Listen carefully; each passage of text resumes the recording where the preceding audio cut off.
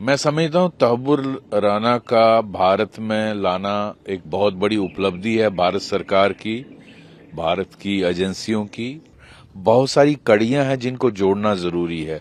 वो इन्वेस्टिगेशन इसकी पूछताछ से कंप्लीट होगी।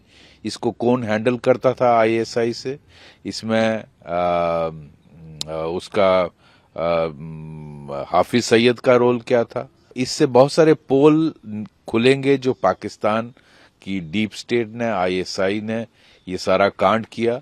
उसके लिए इन सब लोगों को अकाउंटेबल बनाना बहुत जरूरी है। भारत ने एक क्लियर मैसेज दिया है, आप दुनिया के किसी कोने में भी छुप के रहिए, भारत आपको गले से पकड़ के लाएगा। ये जो जो इसमें गैप है इन्वेस्टिगेशन में, वो पूरे होंगे और पाकिस्तान पूरी तरह नंगा होगा। मैं समझता हूँ तहव्वुर राना का भारत में लाना एक बहुत बड़ी उपलब्धि है भारत सरकार की, भारत की एजेंसियों की। पिछले 17 साल से कोशिश हो रही थी। ये अटैक 26/11 का 2008 में हुआ था और आज 2025 है। तो आप जानते हैं कितना मुश्किल होता है दूसरे देश से किसी को पकड़ कर लाना। और इसमें इसको जो इसने कंस्पिरेसी में हिस्सा लिया डेविड कोलमैन हेडली के साथ, जो पाकिस्तान की डीप स्टेट आईएसआई ने इस के थ्रू यहाँ सारा जो कांड किया, उसमें 165 लोग मारे गए थे। तो उसके लिए इसका अकाउंटेबल बनाना बहुत जरूरी है और बहुत सारी कड़ियां हैं जिनको जोड़ना जरूरी है। वो इन्वेस्टिगेशन इसकी पूछताछ से कंप्लीट होगी। इसको कौन हैंडल करता था आईएसआई से, इसमें उसका हाफिज सईद का रोल क्या था, नकवी का रोल क्या था, और ये जो इसको फाइनेंस कौन करता था। ये जहां इसने जो एक फ्रंट बनाया था मुंबई में, एजेंसी खोली थी जिसके थ्रू इसने मदद की डेविड कोलमैन हेडली की इस सारी कंस्पिरेसी में। तो इससे बहुत सारे पोल खुलेंगे जो पाकिस्तान की डीप स्टेट ने, आईएसआई ने ये सारा कांड किया। उसके लिए इन सब लोगों को अकाउंटेबल बनाना बहुत जरूरी है। पाकिस्तान आर्मी के दो मेजर इसमें जो डेविड कोलमैन हेडली ने बताया है, जो इनको हैंडल कर रहे थे, क्या वो बिना आईएसआई चीफ के काम कर रहे थे उसकी मर्जी के बगैर? और क्या वहां की आईएसआई बिना वहां की आर्मी चीफ के बगैर ये सारा कांड कर सकती है, इतना बड़ा अटैक? तो मैं समझता हूं वक्त आ गया है। इनको भारत ने एक क्लियर मैसेज दिया है, आप दुनिया के किसी कोने में भी छुप के रहिए, भारत आपको गले से पकड़ के लाएगा और आपको आपके जुर्मों के लिए अकाउंटेबल बनाएगा। तो ये बहुत बड़ी उपलब्धि है, एक लैंडमार्क अचीवमेंट है गवर्नमेंट की। और उन लोगों के परिवारों को इंसाफ मिलना बहुत जरूरी है। इसलिए ये मैं समझता हूँ एक बहुत बड़ी डेवलपमेंट है। अभी से सर लोगों में ये डिमांड हो रही है कि इसको सख्त से सख्त सजा मिलनी चाहिए, क्योंकि जिस तरह का अटैक यहाँ पे हुआ।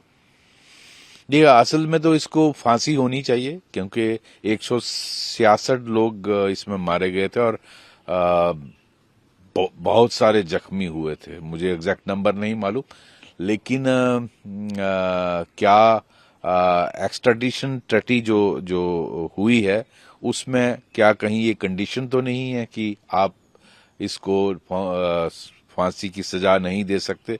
वो मुझे मालूम नहीं उसमें क्या कंडीशंस हैं। जनरली ऐसी कंडीशंस रखी जाती हैं, लेकिन ये सारे सबूत इसके खिलाफ इसकी इंटेरोगेशन से जो निकलेंगे वो इसके खिलाफ पेश किए जाएंगे अदालत में।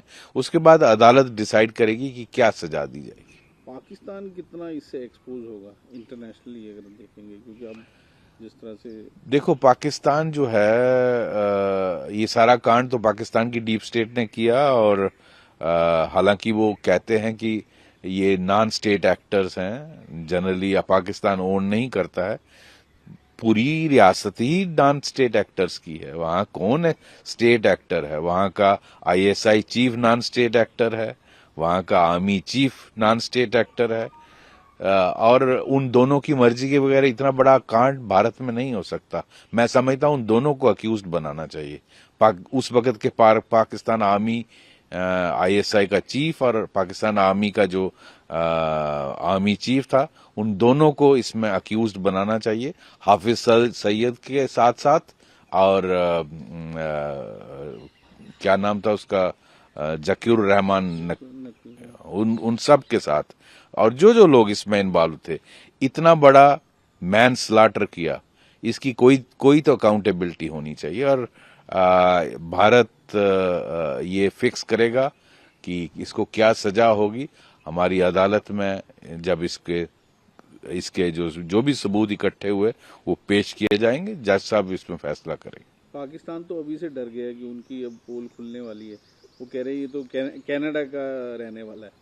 जहां का भी रहने वाला हो, लेकिन हम जानते हैं जो लॉन्ग टर्म पाकिस्तान आईएसआई के टेरर मॉड्यूल्स होते हैं, मैं जम्मू कश्मीर में इतने साल रहा हूं, वो बहुत सारों को पैसा लगाकर ऐसा फ्रंट बनाते हैं कि एजेंसी खोल लो, रेडी लगा लो, सर्विलेंस करो। ये सारा इसको डिफेंड करने के लिए $3 मिलियन खर्च किए गए हैं यूएसए में, एक रिपोर्ट्स के मुताबिक। वो पैसा कहां से आया? वो पाकिस्तान की एजेंसी खर्च करती है। यहां अगर फ्रंट खोला मुंबई में अटैक से पहले और सारी रैकी की, सर्वे किया, वेयरविदाल डेविड हेडली कोलमैन को जो मदद दी, वो सारा इसने किसके कहने पे किया, ये जानना जरूरी है। पैसा कहां से आया, ये जानना जरूरी है। तो ये जो सारा जो इसमें गैप है इन्वेस्टिगेशन में, वो पूरे होंगे और पाकिस्तान पूरी तरह नंगा होगा। अगर आप ये वीडियो YouTube पर देख रहे हैं तो हमारे चैनल को सब्सक्राइब करें और बेल आइकन को दबाना ना भूलें। अगर आप Facebook पर ये वीडियो देख रहे हैं तो हमारे पेज को लाइक करें।